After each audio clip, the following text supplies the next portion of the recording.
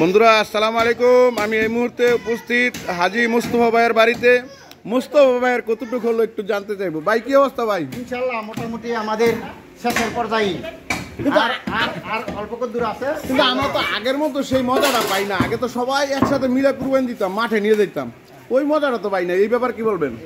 আগে এই মজাটা খুব ভালো ছিল, সবাই একসাথে ছিলাম, খুব ভালো আনন্দ ফুর্তি হইতো। কিন্তু এখন যার বাড়িতে কেউ লোকে দেখা হয় না, যার বাড়িতে গোস করতেছি, যার বাড়িতে ইয়া করতেছি, আগের মতো মজা নাই। এটা ঠিক। আপনি কি জায়গা সংকটের কথা বলতেছেন? অবশ্যই জায়গা সংকট, নিজে মনেরও কিছু ইয়া আছে। কিন্তু আজকে যে আমরা ঈদের নামাজটা একসাথে জামাতে পড়তে পারলাম না, এটা আমাদের দুর্ভাগ্য। আমাদের মুরব্বীরা ওই মাঠের সমস্যার কারণে এটা ডিসিশনটা চেঞ্জ করছে। যদি মাঠে ইচ্ছা করলে নামাজ পড়তে পারতো, কিছু বালি টালি দিয়া, এখন তো বৃষ্টি বাদল নাই, আল্লাহ দিলে আমরা মাঠে নামাজ পড়তে পারতাম। এটা সত্যি দুর্ভাগ্য। মুরব্বীরা এটা ডিসিশন নিছে, এর মধ্যে আমাদের আর কোনো কথা নেই। ধন্যবাদ আপনাকে। আমি এই মুহূর্তে বিদায় নিচ্ছি হাজী মুস্তফা ভাইয়ের বাড়ি থেকে।